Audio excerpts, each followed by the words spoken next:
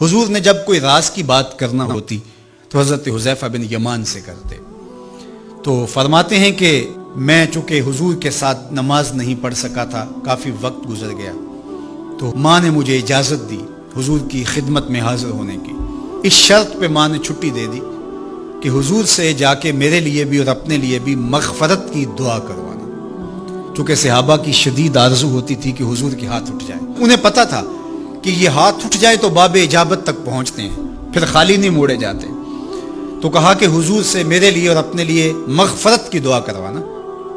ماں نے اجازت دے دی تو یہ حضور کی خدمت میں آئے. کہتے ہیں میں نے مغرب کی نماز پڑھی اور سلام پھرا تو میرے دل میں تھا کہ حضور سے ملوں اور کہوں کہ حضور میرے لیے، میری ماں کے لیے مغفرت کی دعا کر دیجیے. لیکن حضور نوافل میں ایسے مشغول ہوئے کہ مجھے موقع نہ مل پایا، حتیٰ کہ عشاء کا وقت ہو گیا. عشاء کی اذان پکاری جانے لگی. حضور نے نماز عشاء پڑھائی، سلام پھرا تو میرے دل میں تھا کہ ماں نے جاتے ہی پوچھنا ہے کہ دعا کروائی تھی تو کیا جواب دوں گا. مغرب کی نماز کی چھٹی ملی، عشاء بھی ہو گئی اور میں عرض نہیں کر سکا. تو میں ابھی سوچ ہی رہا تھا کہ حضور حجرہ انور کی طرف بڑھ گئے. اب جنہوں نے مسجد نبوی کی حاضری کا شرف پایا ہے وہ جانتے ہیں کہ مصلی نبوی سے حجرہ رسول کا فاصلہ ہی کتنا ہے. اور جنہوں نے یہ شرف نہیں پایا، میری دعا ہے کہ وہ اڑ کے مدینے چلے جائیں. سچی بات ہے، جس نے وہ شہر نہیں دیکھا اس نے کچھ بھی نہیں دیکھا. جنہوں ویک کے اکھیاں ٹھر دیاں نے، جنہوں ویک کے ٹھر دا سینہ ہے، ربا تیری ساری خدائی بچوں بس ایک کو شہر مدینہ ہے.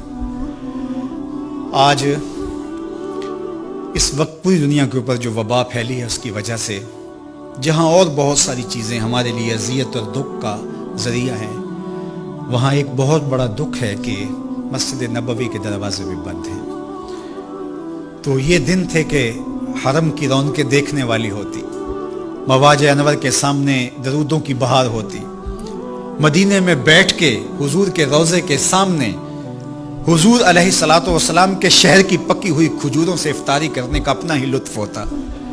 آج مدینے کے لوگ بھی ترس رہے ہیں. بچپن سے لڑکپن تک اور لڑکپن سے جوانی تک اور جوانی سے بڑھاپے تک 80 سال عمر ہو گئی، جنہوں نے رمضان المبارک کا روزہ مسجد نبوی سے باہر کبھی کھولا ہی نہیں، آج اپنے گھروں کی چھتوں پہ کھڑے ہو کے میناروں کو دیکھتے اور چیخیں مار رہے ہیں. اللہ اس وبا کے دن مختصر کر دے اور اس امت کے لیے آسانیاں پیدا کر دے. تو حضور علیہ السلام اٹھے مصلی انور سے اور اپنے حجرہ انور کی طرف چل پڑے. تو حضرت حذیفہ بن یمان کہتے ہیں کہ میں بھی حضور کے پیچھے چل پڑا. غیر ارادی طور پہ کچھ رفتار تیز ہو گئی تو قدموں سے آہٹ پیدا ہوئی. تو حضور نے ارشاد فرمایا کہ من ھذا، کون ہے؟ پھر خود ہی کہا حذیفہ تو نہیں؟ قلت نعم، میں نے کہا جی جی حضور میں حذیفہ ہوں. تو آقا کریم علیہ السلام نے کوئی توقف کیے بغیر فرمایا ما حاجتوں کا غفر اللہ لک ولی امک، اللہ تجھے بھی بخش دے، تیری ماں کو بھی بخش دے، کس کام آئے ہو؟ اب حذیفہ بن یمان کہتے ہیں جو کام تھا وہ تو جنبش لب سے پہلے ہو گیا. یہاں تو لفظوں کا سہارا نہیں لینا پڑتا، وہ بند لبوں کی بولیاں سمجھتے ہیں. تو کہتے ہیں کہ جو حاجت تھی وہ تو پوری ہو گئی. یہی تو کہنا تھا کہ حضور میرے لیے اور میری ماں کے لیے مغفرت کی دعا کیجیے. پھر حضور نے ارشاد فرمایا قال ان ھذا ملک لم ينزل الارض قط قبل هذه الليلہ، اے حذیفہ یہ فرشتہ ہے جو اس رات سے پہلے زمین پر کبھی نہیں آیا، یہ پہلی مرتبہ آیا ہے. استاذن ربہ ان یسلم علی، اس نے رب سے اجازت مانگی تھی، مالک تیرے محبوب کو سلام نہ کر رہا ہوں، مجھے سلام کرنے آیا ہے. لیکن ساتھ ساتھ مالک نے کہا کہ جا رہے ہو میرے محبوب کے پاس سلامی پیش کرنے کے لیے تو ایک تحفہ بھی لیتے جاؤ، تو وہ بھی مجھے دینے آیا ہے. تو وہ تحفہ کیا ہے سنو، بے انا فاطمہ سیدۃ نساء اہل الجنہ، مجھے خوشخبری دینے آیا ہے کہ آپ کی بیٹی فاطمہ جنتی عورتوں کی سردار ہے.